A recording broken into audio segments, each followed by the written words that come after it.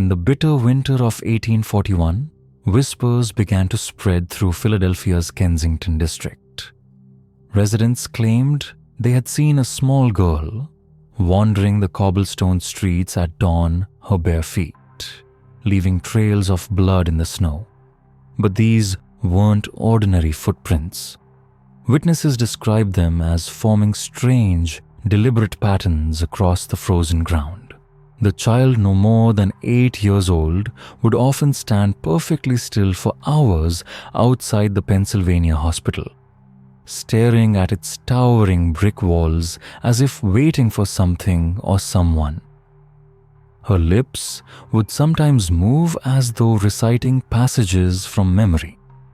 And when people tried to approach her, what she said chilled them to the bone.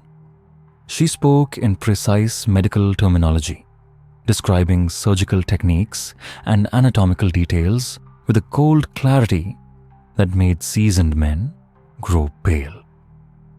How could a little girl possibly know such things? For decades, the story remained a whisper in local folklore. Then, during a 1943 renovation of the Philadelphia Municipal Archives, a shocking discovery was made: a bundle of forgotten records. In them were 37 separate witness reports filed that very winter. Each described this same girl. And yet, strangely, no investigation was ever launched. The files were marked with a cryptic note: medical discretion advised. Who was this child, and why did official channels fall silent? Her name, as the records revealed, was Sarah Montgomery. What happened to her inside the walls of Philadelphia's most prestigious medical institution was buried under sealed documents and locked doors for more than a century, until now. Before we dive deeper into Sarah Montgomery's haunting story, I invite you to subscribe to this channel and ring the notification bell. Stories like this one, the once powerful institutions worked so hard to erase, deserve to be remembered. And I'd love to know, where are you listening from tonight? Share your city or state in the comments. You might be surprised just how close these hidden histories can come to your own doorstep. Because make no mistake, Philadelphia's secret was not unique. What happened to Sarah Montgomery was part of something much larger, something far more disturbing. Tonight we step into the shadowed corridors of 1840s medical science, where the line between healing and harm was blurred almost beyond recognition. This was an era when human experimentation was defended as necessary progress, and when vulnerable people, immigrants, orphans, the poor, were seen as expendable. Sarah, a young Irish immigrant girl, would become one of those unwilling subjects. At that time, Philadelphia was widely regarded as the medical capital of America. The Pennsylvania Hospital, founded in 1751 by Benjamin Franklin, attracted not only the nation's brightest physicians, but also scholars from across the Atlantic, eager to learn from its renowned professors. The city held more medical schools per capita than any other in the United States, and its doctors produced more research than those in Boston, New York, or Baltimore combined. But behind this proud reputation for progress lay unsettling truths. In the 1840s, there was no concept of informed consent, no oversight boards, no government regulation of medical practice. Physicians wielded enormous freedom, often experimenting in ways that today would be considered criminal, and their preferred test subjects came from the margins of society, those who had no voice to resist. Kensington, where Sarah first appeared that winter, was home to waves of desperate Irish immigrants. These families fled the looming potato famine only to find themselves trapped in squalid tenements along the Delaware River. Disease spread like wildfire. Cholera could wipe out entire households in days. Industrial accidents left workers mangled, and children. Many vanished into Philadelphia's notorious orphanages, never to return. In Kensington, life itself was a fragile gamble. Mortality rates there sometimes soared above 30%, and city records show that immigrant children lived on average nearly 15 years fewer than children in Philadelphia's wealthier districts. For the city's poor, voiceless, powerless, and unprotected survival was never guaranteed. And it was among these forgotten families that certain members of Philadelphia's medical elite quietly found the perfect subjects for the most dangerous experiments. Procedures too risky to be performed on patients of influence or wealth were instead tested on the desperate those with no one to defend them. One such figure was Dr. Cornelius Thorne, a name whispered with both admiration and unease.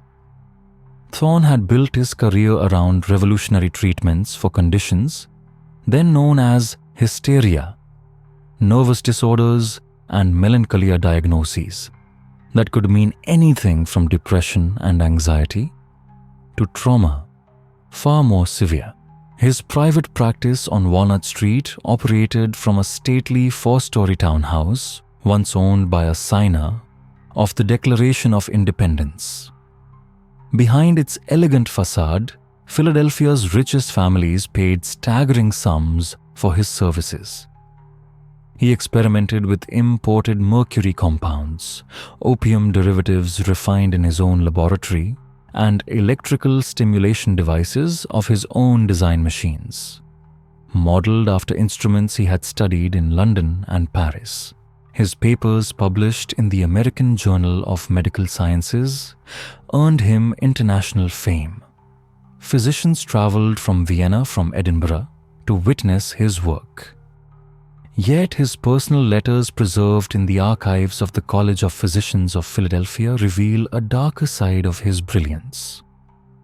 In a letter to Dr. Hendrik Zimmermann of Heidelberg, he wrote chillingly, "The advancement of medical science requires a willingness to explore territories that conventional morality might consider forbidden. Our oath is to healing, but healing on a grand scale sometimes demands sacrifices that individuals cannot understand." But there was a problem.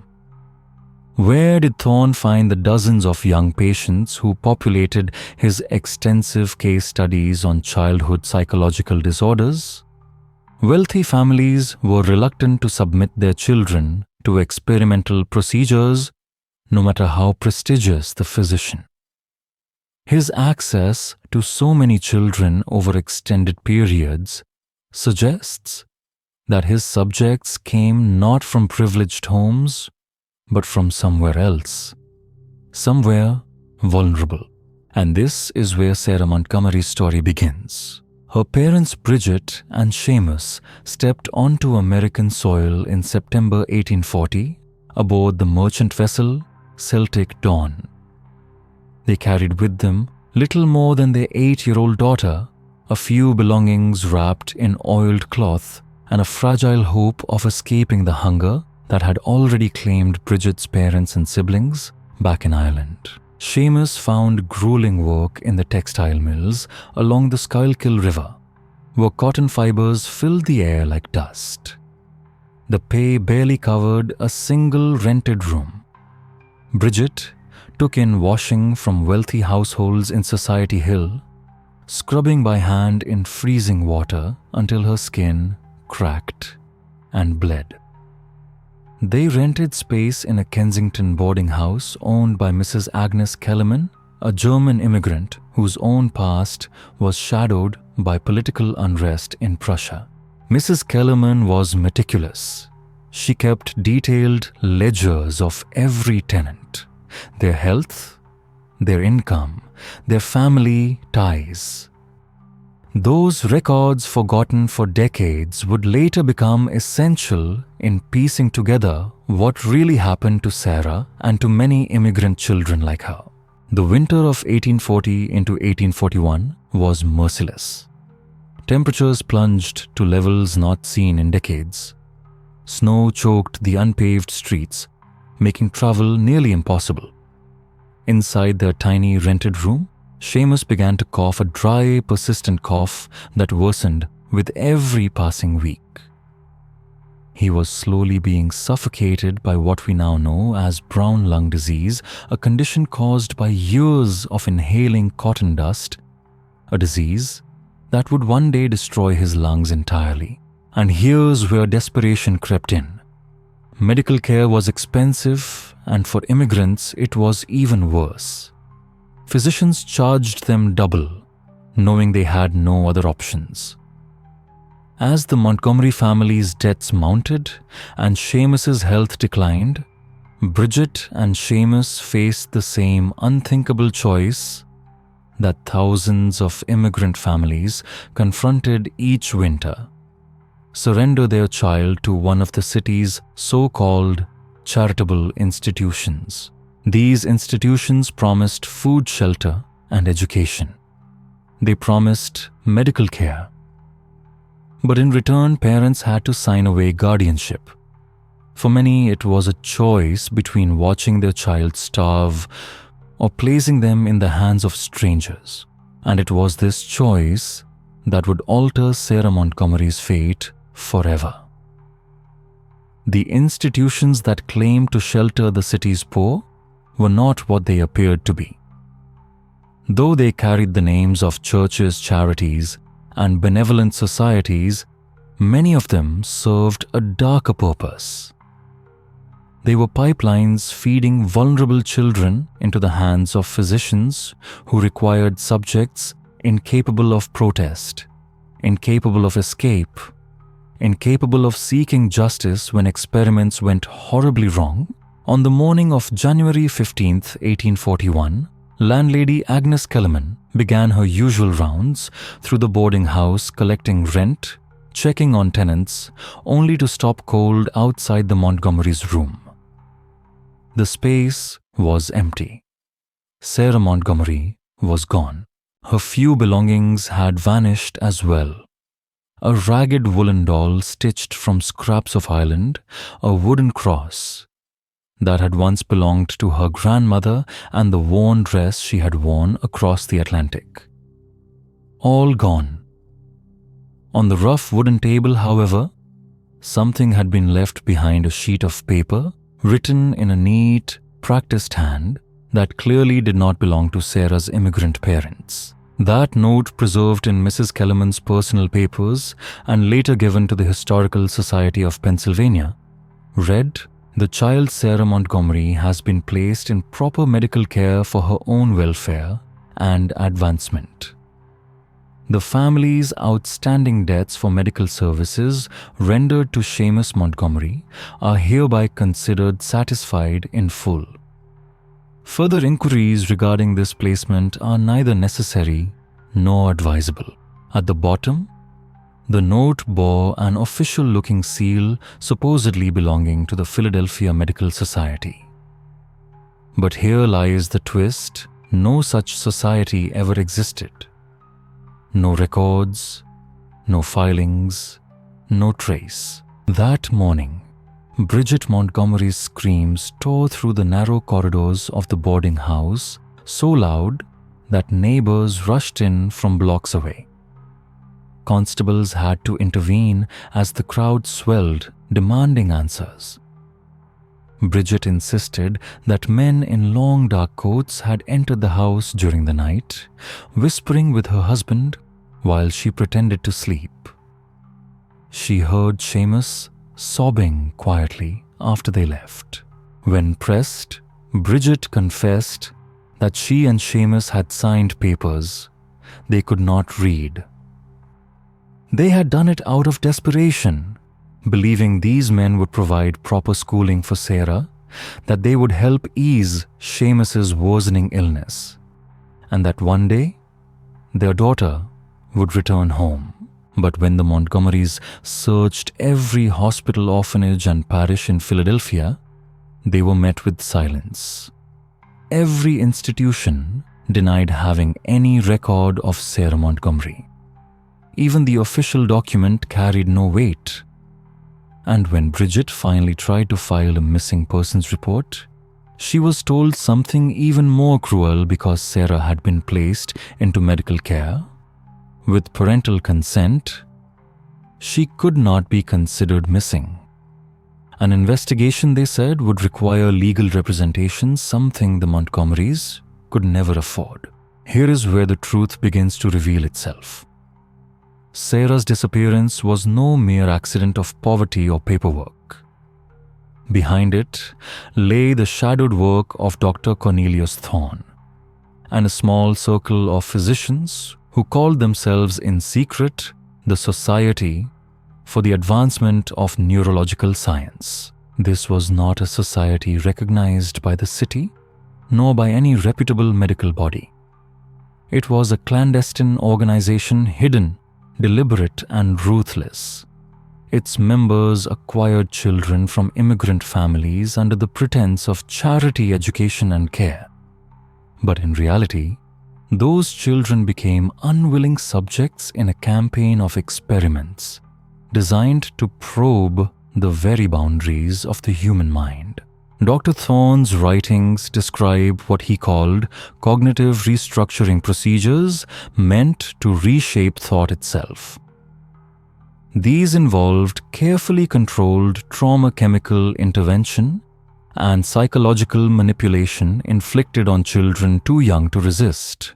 The society operated like a machine. Intermediaries targeted vulnerable families. Legal representatives produced documents that appeared official but held no standing in court. And deep inside Philadelphia's industrial district, behind unmarked doors, stood facilities that resembled no hospital at all. Here, science advanced, but not for healing, for something else, and the cost of that progress was measured in the lives of children like Sarah Montgomery. Now pause for a moment with me. If you were living in 1841, Philadelphia, would you have trusted the seal of a medical society, or would you, like Bridget, have questioned the whispers in the night? Let me know in the comments. I'm curious how you would have acted in a world where the line between charity and exploitation was nearly invisible. The society's operation did not run on ideals alone. It was lavishly funded. Dr. Thorne poured profits from his private practice into it, bolstered by contributions from wealthy families who reaped the benefits of his refined treatments. Even European medical schools paid handsomely for his detailed case studies, eager to use them in their own lecture halls. On that bitter January night, Sarah Montgomery was taken to one of these hidden facilities, a private compound concealed beneath the basement of an abandoned warehouse near the Philadelphia port. Once a bustling textile depot, the building now had a far darker purpose. On paper, it belonged to the Delaware Medical Supply Company, a shell corporation that existed only in name. In reality, it was the society's primary laboratory. Inside the basement was fitted with crude surgical suites, pharmaceutical preparation areas, and small chambers disguised as children's bedrooms. But they were not bedrooms. They were holding cells. Here, children were subjected to experiments carefully graduated, doses of mercury laudanum and other compounds. Their reactions were recorded in leather-bound journals, every symptom, every scream, every tremor meticulously documented, sometimes for years. Thorne drew inspiration from European colleagues who experimented on prisoners and political dissidents. But in Philadelphia, he adapted their methods for a more vulnerable population, children. Their minds, pliable and developing, were considered ideal for what he chillingly termed neurological conditioning.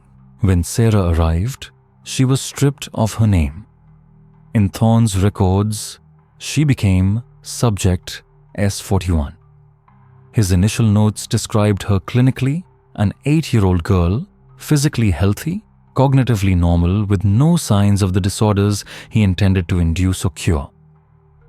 But what caught his attention most was her memory. Even during her intake, Sarah demonstrated an uncanny ability to recall complex details and to learn at remarkable speed. To Thorne, she was a prize. In his private writings, discovered decades later behind a false wall in his Walnut Street office, he identified Sarah as the ideal subject for what he called accelerated cognitive restructuring. In other words, an attempt to re-engineer how a child thought, remembered, and even perceived reality itself. The basement itself was designed like a laboratory of control. The walls were lined with sound-dampening materials cutting off the outside world. Lighting could be manipulated to disrupt sleep cycles, bending time for the children trapped inside. The ventilation system was engineered to introduce chemical vapors during conditioning sessions. It was not a hospital. It was a prison for the mind. But soon whispers began to spread through the city's medical district. In the weeks after Sarah's disappearance, Philadelphia's doctors, nurses, and students began reporting strange occurrences. At first, these were dismissed as imagination. But the pattern was undeniable. Orderlies at Pennsylvania Hospital swore they heard children's voices echoing from basement levels that were supposed to contain only storage and boilers. Voices reciting medical terminology with a precision no child could possibly know. Nurses discovered surgical instruments arranged in bizarre patterns, scalpels laid out like dolls' forceps, aligned into letters of the alphabet, bandages twisted into intricate knots as though they were puzzles. Even more unsettling were the accounts from medical students. Several claimed they had glimpsed a young girl sitting at the back of amphitheaters during anatomy lectures. She would scribble notes, her eyes too old to, knowing for her small body. On more than one occasion, she even corrected professors when they misstated details of anatomy. But whenever the students tried to look at her directly, she would vanish.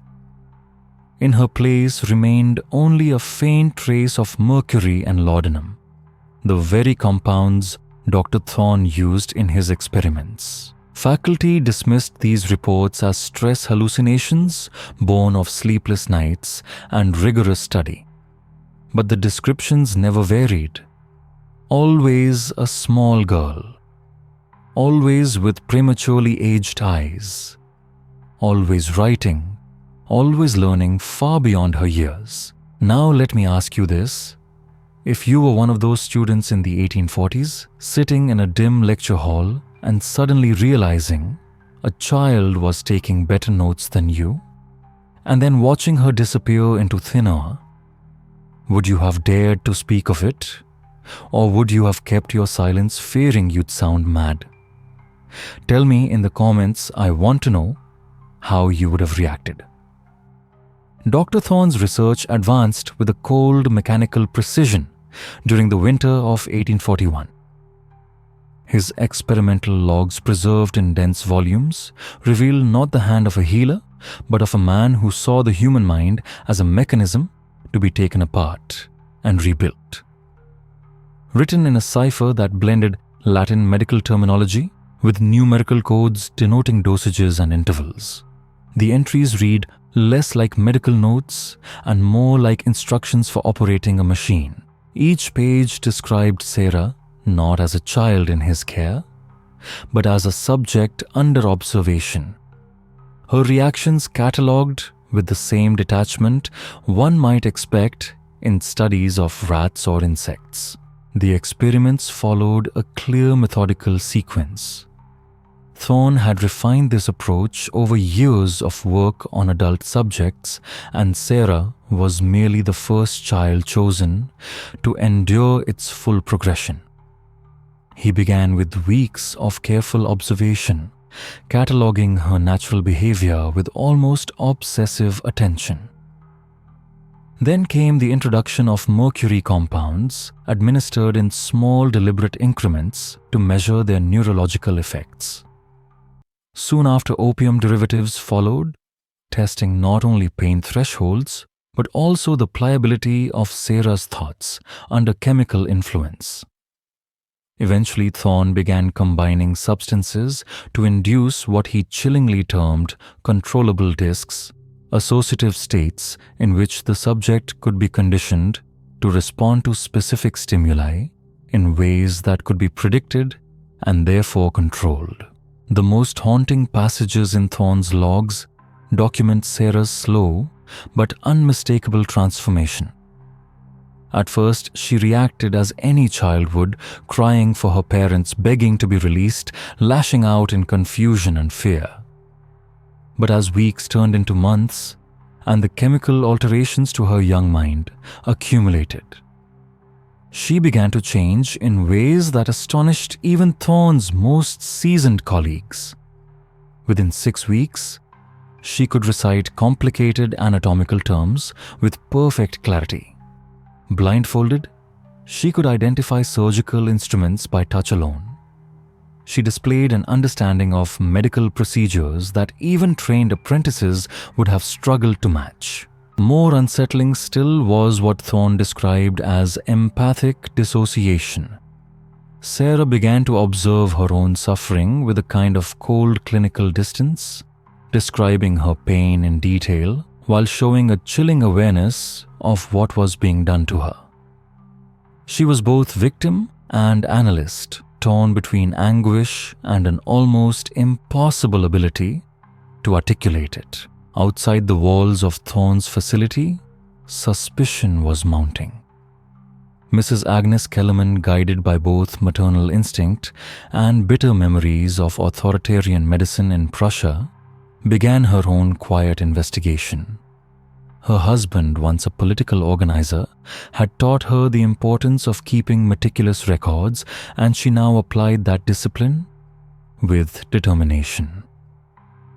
Every evasive conversation with officials, every misleading paper, every gap in the records, she wrote them all down, alternating between German and English, so that her notes could not be easily understood by casual eyes. What she uncovered was more disturbing than even her worst fears. Sarah was not alone. Families across Kensington whispered of the same pattern, repeated again and again. Well-dressed men arriving with polished words and promises of medical care or schooling.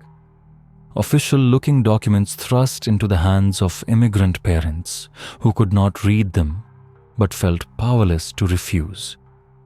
And finally, silence.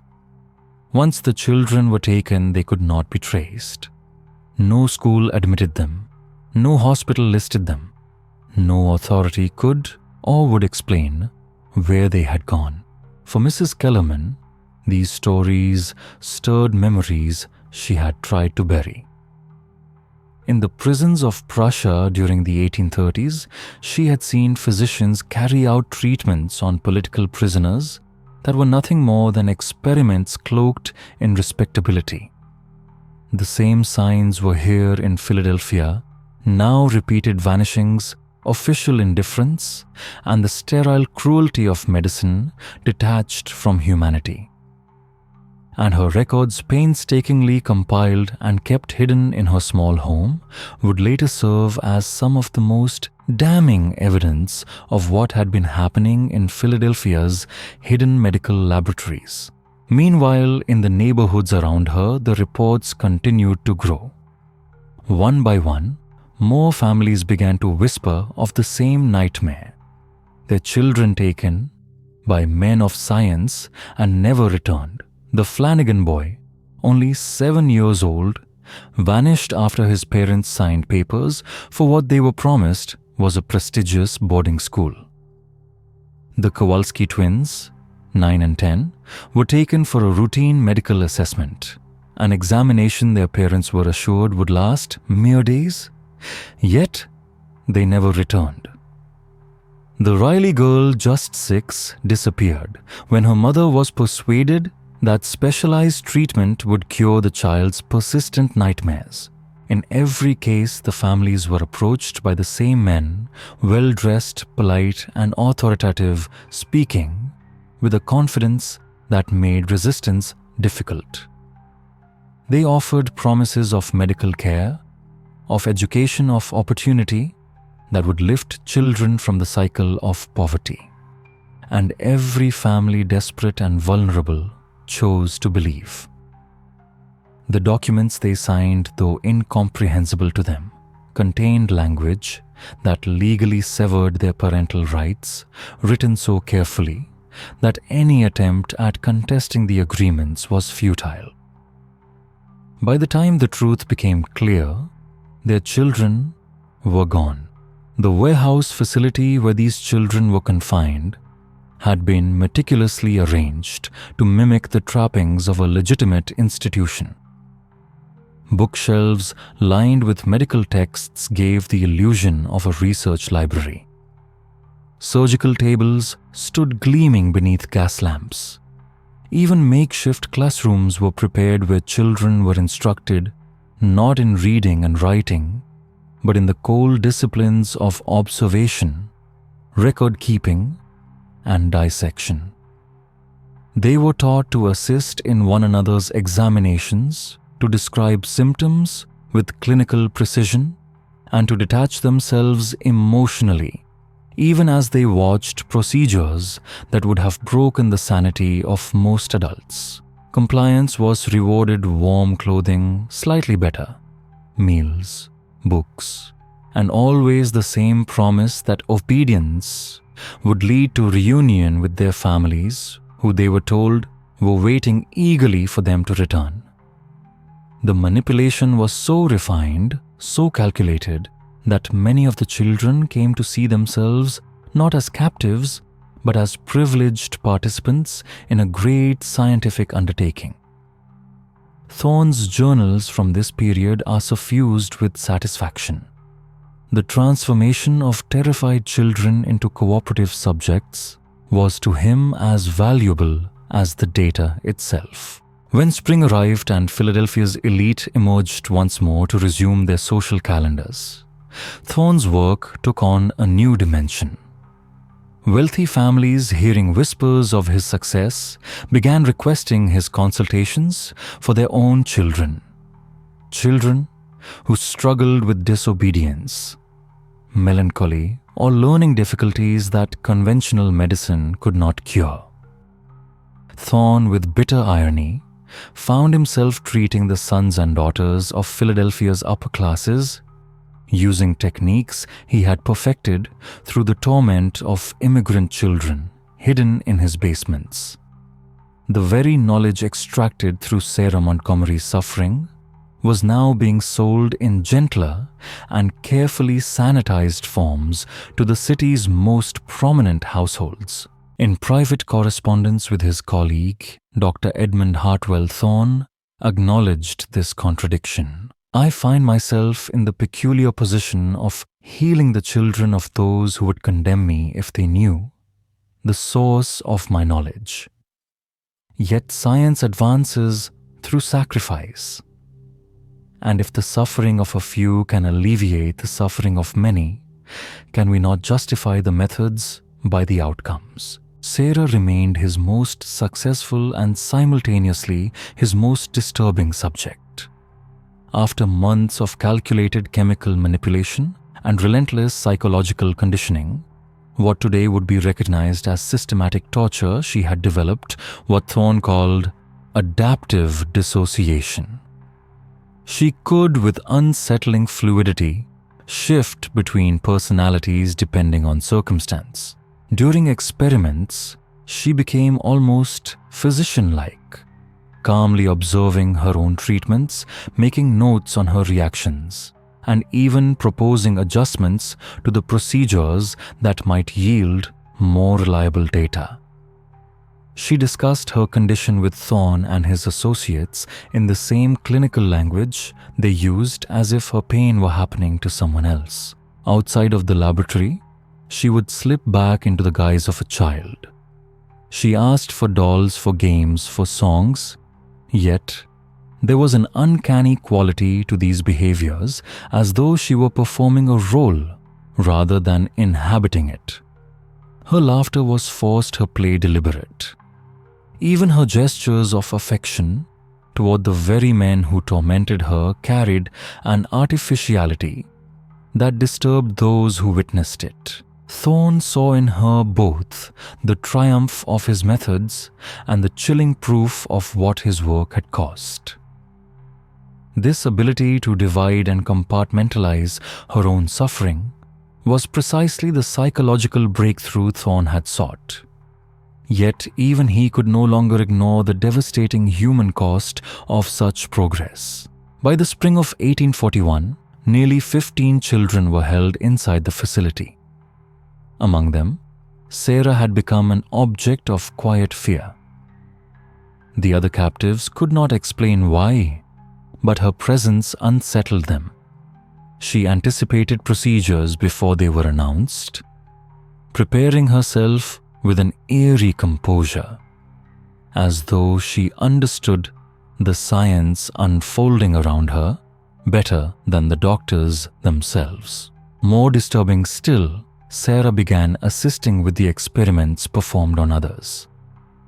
Imagine for a moment a child of 10 comforting another as needles pierced their skin, while in the same breath recording pulse rates, transcribing cries of pain into clinical notes, and calmly passing instruments to the very men who orchestrated the suffering.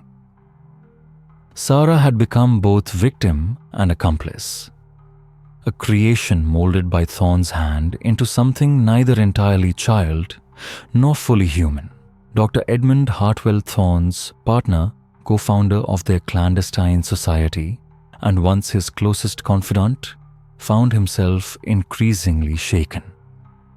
Letters preserved after Hartwell's death reveal a man consumed by doubt. In one dated April 3, 1841, he confided to his brother in Boston, "The Montgomery child has developed capacities that suggest our interventions have altered her very neurology in ways we did not predict, nor can we control. She learns with a speed that surpasses our finest medical students, yet shifts unnervingly between an artificial childishness and a clinical detachment that mirrors our own professional demeanor. I fear we have created something neither science nor compassion can remedy. And I question bitterly whether our pursuit of knowledge can ever justify the permanent ruin of these young minds." As the spring wore on, Thorne's operation began attracting unwanted attention. Reform-minded citizens in Philadelphia, many with roots in abolitionist circles, had begun turning their gaze toward the plight of immigrant children. Though the Pennsylvania Society for the Prevention of Cruelty to Children would not be formally founded until decades later, its earliest spirit was alive in people like Rebecca Stanwood, a young Quaker woman whose family had long fought against slavery. She now applied that same moral fire to the defense of children. Stanwood spent months in Kensington documenting disappearances, compiling lists, cross-referencing testimonies, and charting patterns. Her methods were sophisticated for the time, detailed family interviews, hand-drawn maps marking the sites of abductions, and a meticulous catalogue of official indifference. She discovered a pattern too precise to dismiss authorities not only ignored desperate parents, but in some cases actively obstructed their efforts to locate their children. It was during this investigation that Stanwood encountered Mrs. Agnes Kellerman. Kellerman's German fluency allowed her to reach families too frightened or too silenced by language barriers to speak. Together, these two women began tracing the truth across Philadelphia's immigrant districts. Their collaboration revealed that the disappearances were not random at all. The missing children shared disturbing commonalities threads that would soon expose the dark machinery behind Thorne's work. All the children brought into the secret facility had one thing in common: they came from families in dire straits. Strangely, none of them were considered useless. On the contrary, they were all above average in intelligence and had exceptional learning abilities. And they were similar in another detail. They were all approached by well-dressed, persuasive men who promised them a bright future, education, medical care. But hidden in the contracts their parents hastily signed were legal traps that stripped them of their parental rights, making any attempt to reclaim their children almost impossible. By the summer of 1841, Thorne's underground facility had expanded considerably. In the basement of the old warehouse, there were now nearly 20 children aged 6 to 12 being held. No longer a children's bedroom with a simple wooden bed, this place had been transformed into a cold space exactly like a prison or experimental hospital. Every corner was arranged for research: a rudimentary operating room, a pharmacy, a data recording room, and rows of beds that clearly indicated the purpose of long-term detention, not temporary. And then Thorne's experiments entered a new phase, far beyond drug testing or psychological training. He called it behavioral modification through controlled trauma. Sounds creepy, right? Thorne deliberately put the children in painful situations, both physical and mental, carefully calculated to break down their natural resistance, while forcing their young minds to absorb complex knowledge under extreme stress. Each day of these children became a vicious cycle. In the morning, they learned to read, write, and do math. But the content was always closely linked to medical terminology to prepare them for the role of cooperative test subjects. In the afternoon, they themselves participated in medical procedures, sometimes as patients, sometimes as unwilling assistants. They learned how to inject drugs, monitor heart rates, record symptoms, and comfort each other in pain, all under the control of drugs that distorted and gradually numbed normal emotions. Among them, Sarah Montgomery, the girl who was once considered Thorne's miracle, now became a key link. Not only a victim, she became an unwilling collaborator whom Thorne considered the most successful proof of his research. After months of training, Sarah could perform medical procedures with the precision of a doctor, but still maintained a naivety that soothed the other children, making them believe that the pain was necessary. Sarah was given tasks that would have been unthinkable in any legitimate medical or educational setting. Psychological assessments of new arrivals, assisting in the preparation of reagents, acting as a liaison between the researchers and the other children, explaining in childlike terms to them, so they would be ready to undergo the experiment. Most horrifying of all, Thorne himself noted, Sarah developed what he called empathetic detachment, a state of mind he deliberately induced. That is, she could actually comfort and hold her friends in pain while also consciously observing and recording their reactions in detail for the research paper. Sarah, a mere child, was all at once victim doer and observer. And my dear friends, that moment is the clearest demonstration of the moral depravity in Thorne's experiments. He turned an innocent girl into a tool to both hurt, to record, and to maintain control. The cost of Thorne's achievements eventually became undeniable. The breaking point came in late July when a new subject, a Polish boy named Stanisław Kowalik, just 6 years old, died in an experiment involving mercury poisoning. The terrifying thing was that the death was no accident, but the inevitable result of increasingly reckless experiments in what Thorne called threshold research. Thorne was testing the lethal limits of various compounds, giving children increasing doses over long periods of time just to determine what would be a safe therapeutic dose for future applications. A type of research that from the start required death. Staniswis's death was meticulously recorded in Thorne's research diary. No mercy, no hesitation. Just cold descriptions of the symptoms interspersed with notes about improving the method for the next experiment. And wouldn't you know it? Sarah Montgomery was there that day.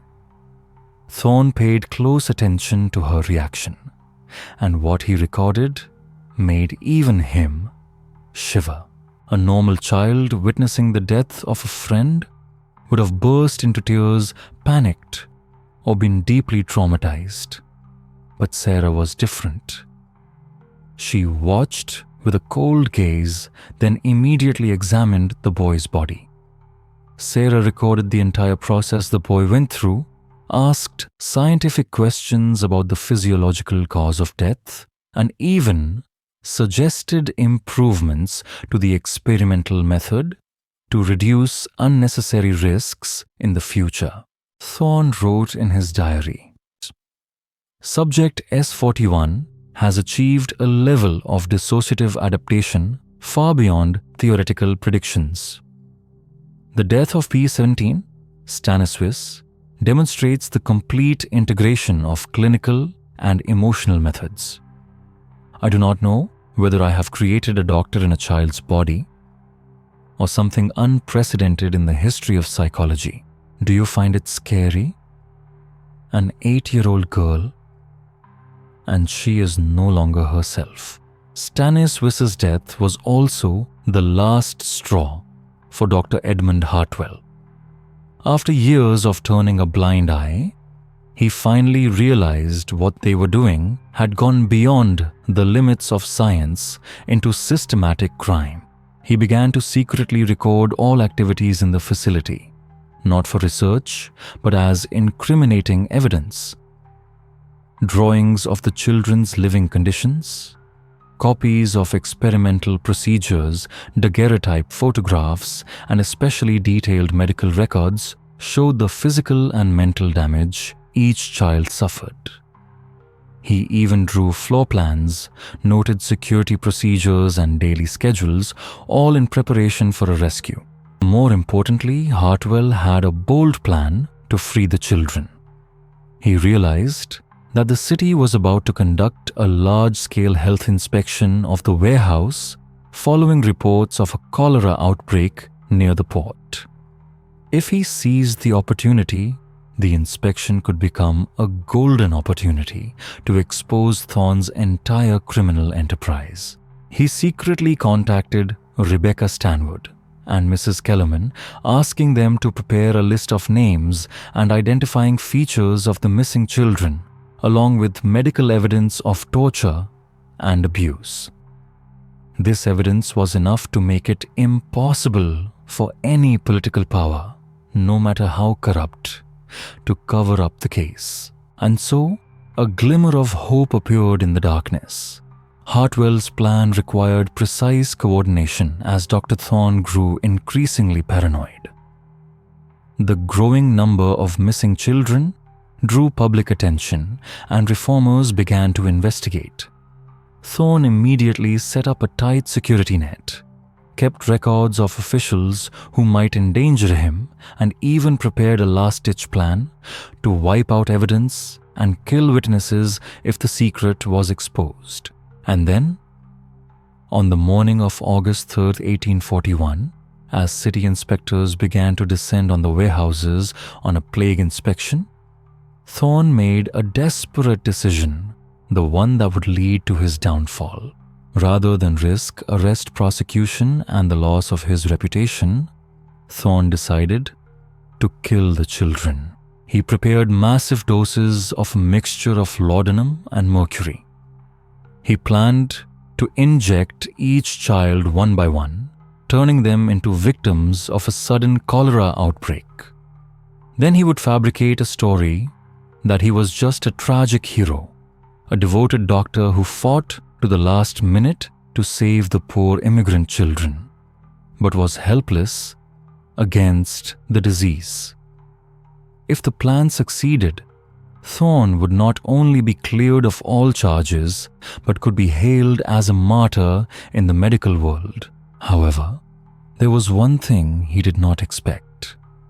Sarah Montgomery, after months of being indoctrinated with medical knowledge, mentally broken, and mentally rewired, Sarah now had the ability to read Thorne's every move.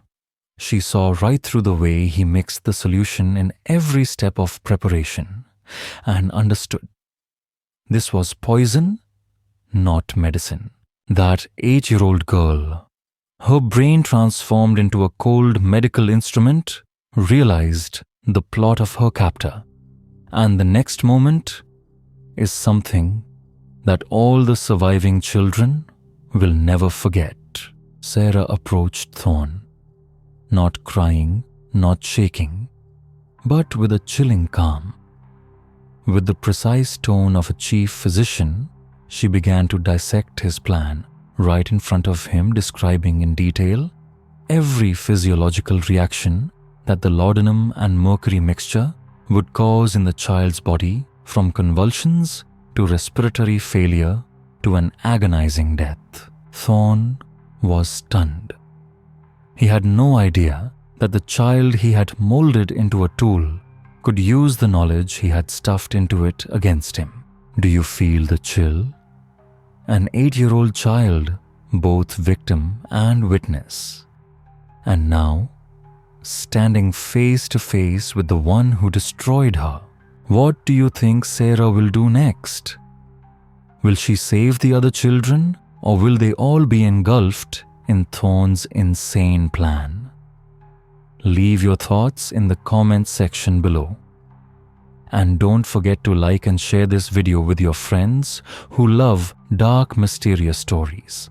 Because right after this, we will witness the final confrontation in Thorne's basement, where an 8-year-old child has to choose between sacrificing himself or letting all his friends die. When the Philadelphia press dubbed it the Kensington Children Affair, public opinion exploded. The 6-week investigation ended with no one satisfied. Victims' families demanded justice. Reformers were furious that the truth had been hidden, and the medical community faced unprecedented scrutiny for the first time in the city's history. The Philadelphia Medical Society quickly denied responsibility, claiming Thorne had acted alone despite evidence to the contrary. Officials reported that only 11 children had been saved, while witnesses claimed twice as many. Some were never found, leaving their families with scars that would never heal. The survivors bore a variety of scars. Some grew up almost normal, their memories protecting them from the hell in the warehouse. Others struggled with psychological trauma, with invisible wounds that 19th century medicine could not heal. And above all, the greatest tragedy was Sarah Montgomery. The 8-year-old girl returned home to her parents, but she was no longer the child they had known. Sarah was a strange mix, a vulnerable victim, a child desperate for love, and a little doctor with a perfect memory, able to describe every procedure Thorne performed. Sarah never really recovered her childhood. She grew up to be an exceptionally intelligent woman, but almost isolated from the world. Unmarried, childless, she lived as a shadow in the medical community, where her uncanny abilities were both respected and feared. In her later years, Sarah wrote down her memoirs, manuscripts too horrific to publish while she was alive. It was only in the 1920s when they were found in a pile of old papers that they were revealed one of the most gruesome accounts of child experimentation in modern medicine. Sarah Montgomery survived. But she survived not as a child, but as a living testament to the terrible cost of science without moral limits. By late autumn of 1841, the transformation of Sarah Montgomery had reached a point that even Thorne himself struggled to fully control. The young girl, scarcely 10 years old now, moved through the underground halls of the warehouse with the authority of someone decades older. Other children began to defer to her automatically, not out of fear but out of the strange comfort she provided in their moments of suffering.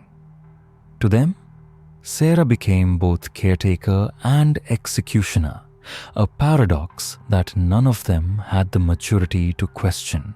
Yet, beneath her outward composure, subtle fractures began to appear. At night, after the gas lamps were extinguished and the older assistants had retired, Sarah sometimes lingered by the iron-barred windows near the ceiling. She would hum fragments of lullabies she half remembered from her earlier childhood melodies. Her mind had tried to bury beneath layers of conditioning, but which surfaced unbidden in the darkness. A few younger children, restless from nightmares, would creep near to listen. Though Sarah offered them no explanation, those songs carried more comfort than any measured dose of Thorne's sedatives. Meanwhile, the experiments escalated. Thorne began developing what he termed sequential trauma conditioning, prolonged cycles of alternating terror and reward, designed to not only erode natural resistance, but also implant loyalty to the very system that inflicted the pain.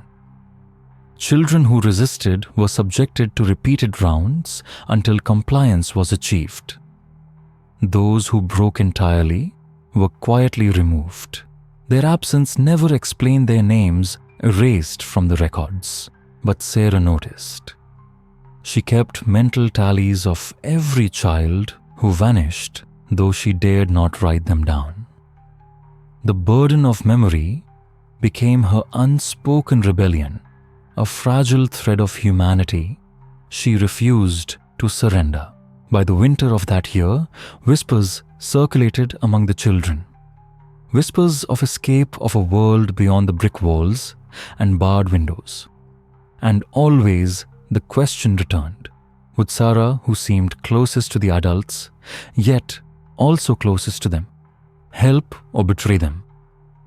By the early months of 1842, the air inside Thorne's hidden institution had grown colder, both in temperature and in spirit. Supplies were rationed more strictly. The experiments dragged on for longer hours. Children who faltered were discarded faster than before. The sense of dread was constant. And yet, in the midst of this despair, something began to shift. A boy named Elias, older than most, perhaps 13, started speaking quietly to others in stolen moments, urging them to remember their names, their homes, their families. He claimed memory itself was resistance. At first, his words were scattered like dust in the air, soon forgotten under the weight of fear. But Sarah listened. One evening, when Thorne had retreated to his study and the other assistants were distracted, Sarah approached Elias. She didn't ask questions. Instead, she whispered the names of the children she had been keeping in her mind, one by one. The vanished ones no one else dared to acknowledge. Elias's eyes widened.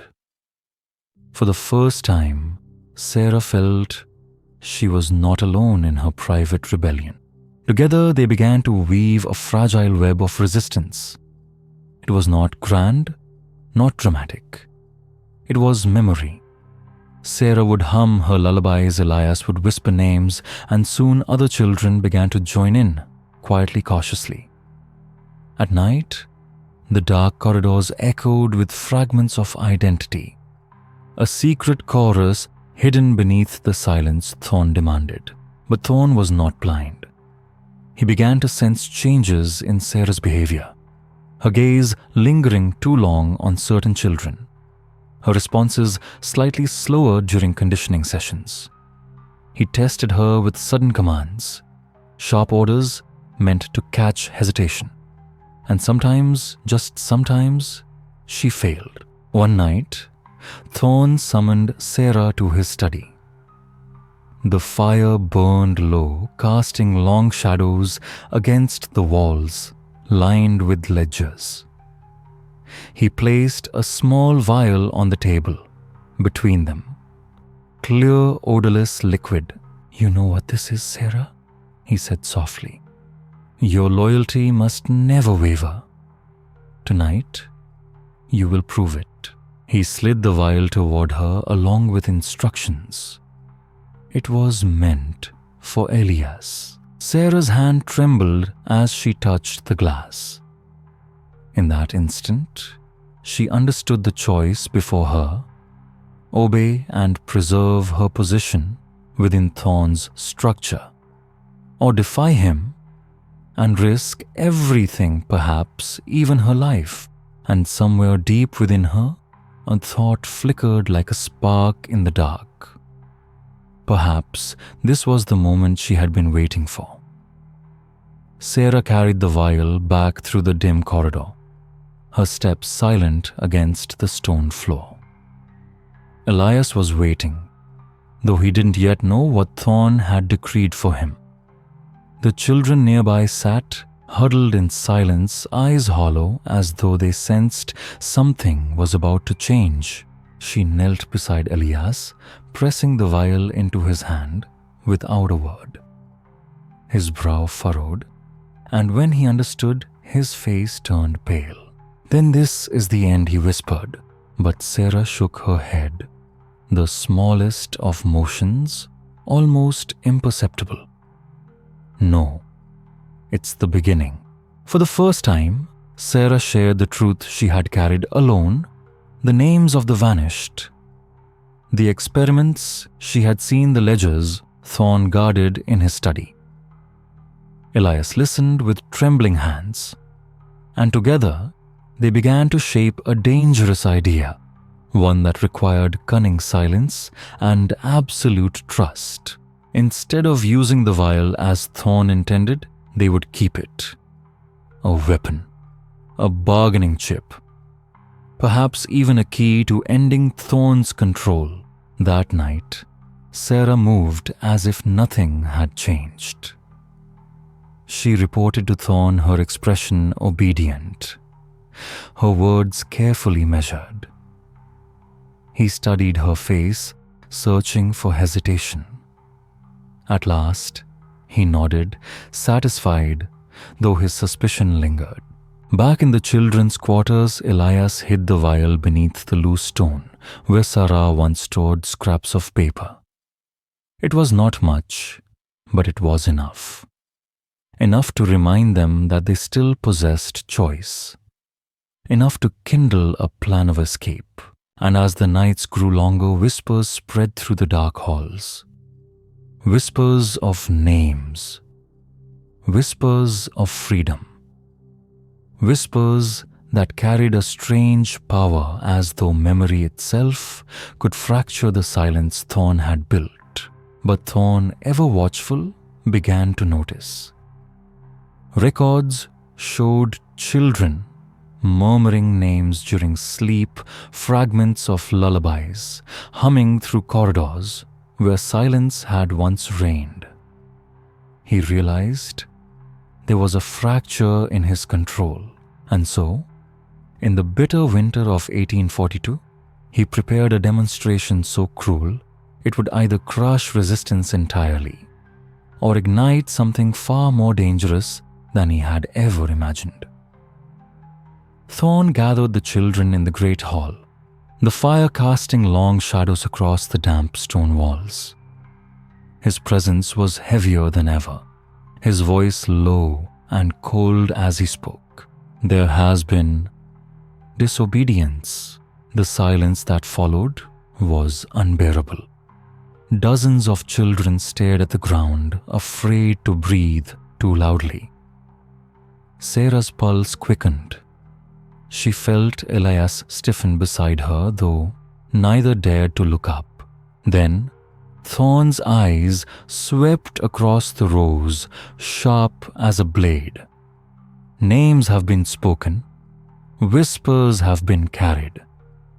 You forget the price of remembrance. With a gesture, two guards dragged forward a boy no older than 10. His eyes were wide, darting towards Sarah and Elias, as if searching for protection. But no one could move. No one could even cry out. Thorn lifted a small ledger in his hand. The boy's name was written there, freshly inked. This one, Thorn said, will remind you all what happens when memory disobeys. Sarah's nails dug into her palms. She wanted to scream, to throw herself forward, but she couldn't. She felt every child around her trembling, paralyzed by fear. And then, as the boy's cries echoed through the hall, the demonstration unfolded. Brutal, methodical, final. When it was over, the silence was worse than the screams. Thorn's voice returned calm once again. Let this be the last time. Forget or follow him. He turned and walked away, leaving the children staring into the firelight, unable to erase what they had just seen. That night, Sarah sat in the dark with Elias, both shaken but alive. And yet, instead of breaking their resolve, Thorn's cruelty hardened it. They realized that if they did nothing, they would all meet the same fate one by one. The vial hidden beneath the stone was no longer just a token of resistance.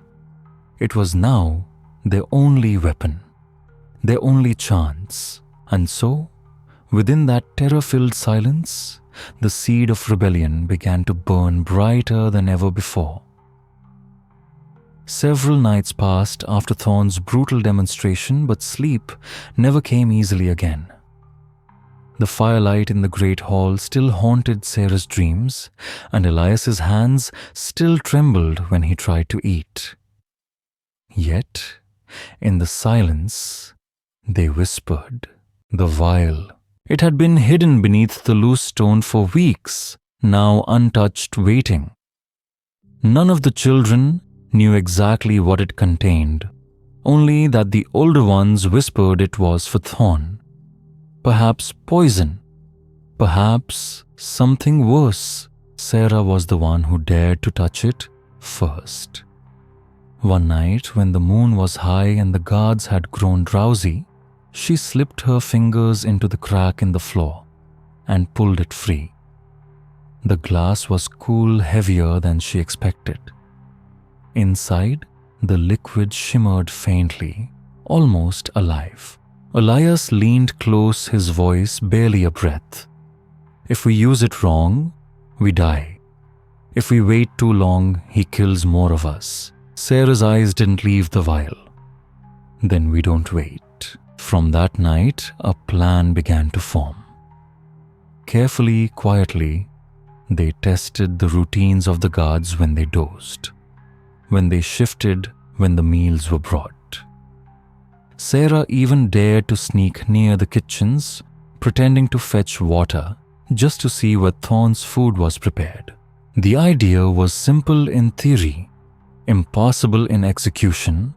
Slip the vial into something Thorn would consume. Bread, wine, anything. But nothing was certain. If Thorn suspected even for a moment the punishment would not stop at one child, it would fall upon them all. Still, as the days stretched into weeks, the children's fear began to twist into something sharper. Every cruel word, every lash of discipline, every night, filled with cries. It all pressed them closer to the edge of action. One evening, as Sarah and Elias crouched in the shadows of the courtyard, she held up the vial again, watching it glimmer under the torchlight. "This isn't just for us," she whispered. "It's for every name he's erased." Elias swallowed hard. "Then we have to be ready." And in that moment, the decision was no longer a secret wish. It was a promise. It happened sooner than either Sarah or Elias expected. Thorn had been drinking more heavily these past nights. His temper, always cruel, grew more erratic. One evening during supper, he flung a half-eaten loaf of bread across the hall and shouted at the servants for burning the stew. No one dared breathe, but then he turned his gaze toward Elias. "You, boy." Thorn's voice carried the weight of command. "Tomorrow you serve me my wine. If you spill so much as a drop, I'll carve the lesson into your skin." The hall went silent. Sarah felt her heart seize. Elias's face remained expressionless, but she could see his knuckles whiten around the edge of the table. That night, when the guards dragged them back to the dormitory, Sarah pulled Elias into the shadows. "This is it. The wine. He's giving you the chance." Elias's breath came shallow, ragged. "If I fail, it won't just be me." She tightened her grip on his wrist. "Then don't fail." They unwrapped the vial once more. The liquid inside seemed to stir as if aware its purpose had finally arrived. Elias stared at it for a long time as though memorizing its weight, its danger, its promise. The following morning, the household moved like any other, though every step seemed louder, every glance sharper. The guards ushered Elias into the hall with the tray. Upon it, the heavy silver goblet glistened. The wine had already been poured. Sarah, hidden in the shadows near the doorway, felt her pulse thundering in her ears. Elias slipped one hand to his sleeve where the vial waited. This was the moment. But just as his fingers brushed the cork, Thorn's voice cut through the air. "Wait." The master rose from his chair, his eyes narrowed, a cruel smile tugging at his lips. "I think today," he said, slowly savoring the words, "you will drink first." Elias froze. The vial in his sleeve burned against his skin, heavier than iron. Thorn leaned forward, eyes glittering with suspicion. "Drink. Now. Show me the wine is worthy of me." The hall went still. Servants stopped moving.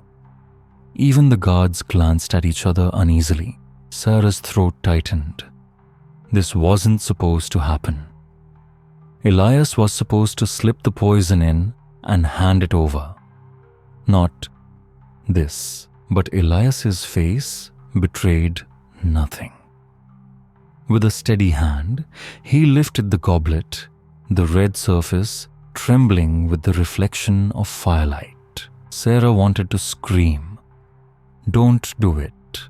Elias raised the goblet to his lips when with terrifying calm he spoke.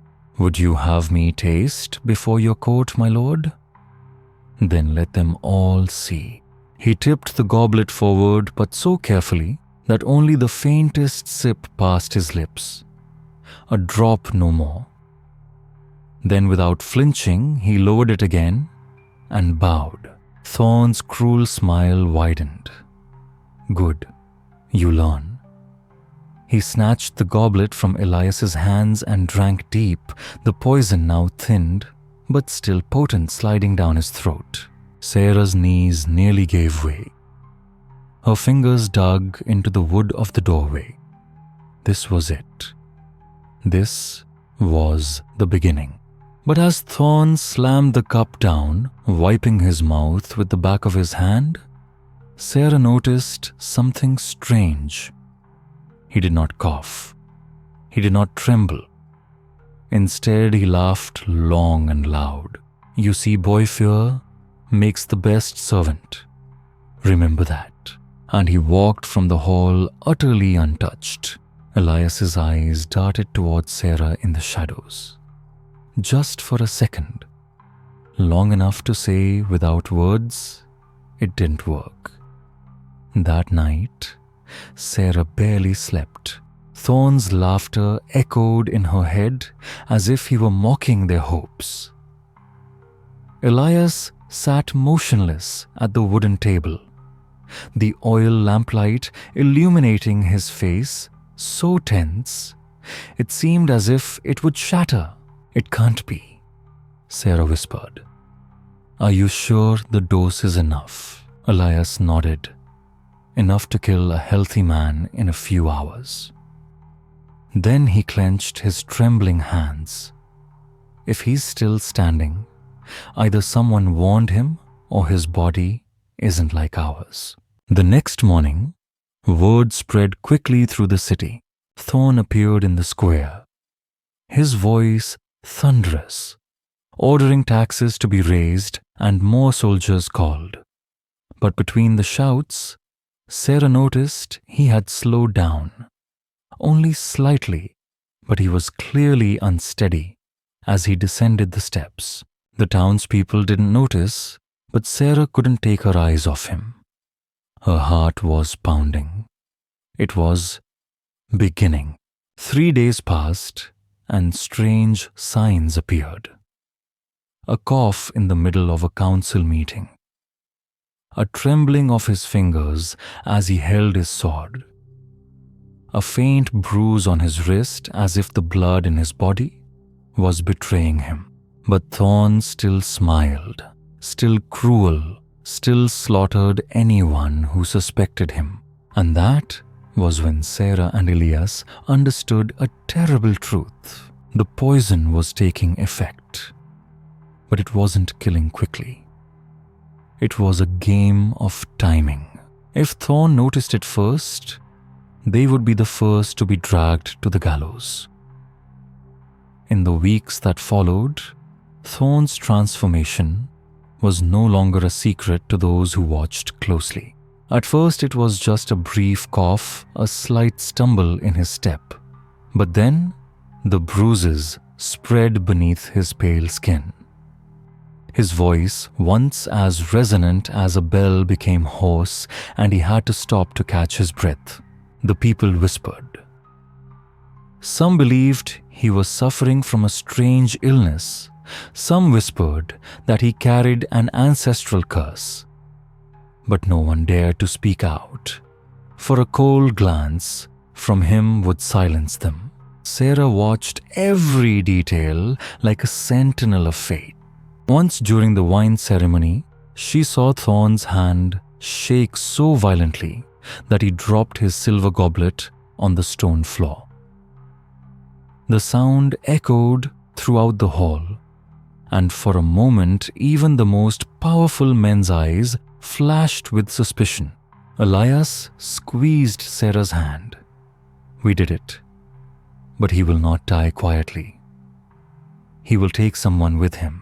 Elias was right. For the weaker Thorn became, the more ferocious he became. He hanged a physician for daring to reveal the weakness of his lord. He ordered searches of the houses of the people, searched for traitors, and more unjust deaths were heaped upon the city. But in the eyes of the people, it was no longer a fearsome power. It was a death throes. On a harsh winter night, the great bells rang. The soldiers scattered. The news spread through the streets. Thorn had collapsed in the great hall. Sarah and Elias pushed through the crowd, their hearts pounding. There he lay on the gilded throne, his body shaking. His eyes were white. His lips were blue. His breathing was rapid, like a trapped animal. As the guards tried to restrain him, he jumped up, screaming hoarsely, "Someone poisoned me among these people.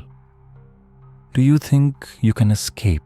But his voice was a rasping, choked voice between violent coughs.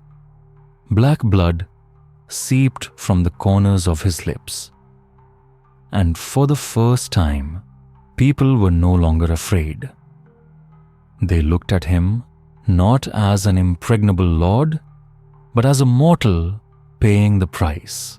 In a few minutes, his body convulsed and became still. A whisper spread, "It's over." Sarah felt her legs give way. The horror of the past years melted away, but it left no relief, only an indescribable void. Elias held her hand tightly, whispering, "We survived."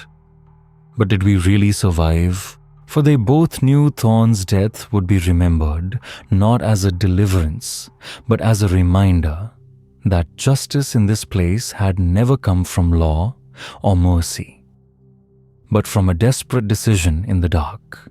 In the years that followed, many theories arose that Thorn was a punishment from the heavens, that he had a rare genetic disease, that some miracle doctor had secretly poisoned the people to save them. No one spoke of Sarah and Elias, and they never confessed. But on nights when the wind whistled through the wooden door, Sarah could still hear that hoarse cough echoing from the darkness, a reminder that victory sometimes brought no peace. Thorn did not collapse that night. For hours, Sarah lay awake waiting for a scream, a cry for help, anything. But the castle stayed silent, except for the endless wind clawing at the windows. By dawn, her hope had curdled into despair. She imagined Elias chained in the dungeons, punished for his failure. She imagined herself dragged before the court, her name erased. But then, on the second night, a sound echoed through the stone halls. A cough, deep, violent. It rattled through the corridors, waking the servants. Sarah hurried to the chapel balcony. From there, she could see torchlight flaring in the Lord's chambers. Shadows rushed back and forth. The coughing grew worse until suddenly silence fell. The next morning, no one saw Thorn. His guards stood tense, muttering, eyes darting. Whispers spread like fire. By the third night, the castle itself seemed to hold its breath. And then, bells rang. The death bells. Lord Thorn was gone. The court moved swiftly, covering his death with murmurs of illness and God's will. No one dared to speak of poison.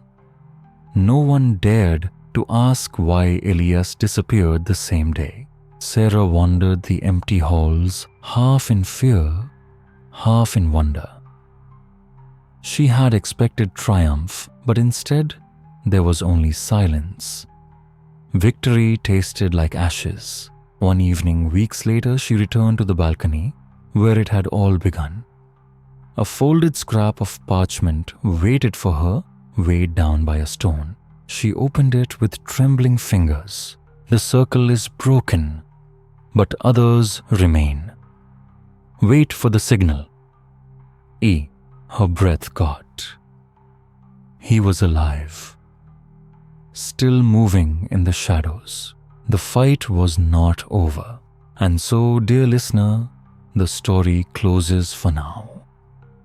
A poisoned cup, a tyrant's fall, and a vow that echoes into the dark. But I can't help but ask you, what do you think? Was Elias a savior who rid the land of a monster?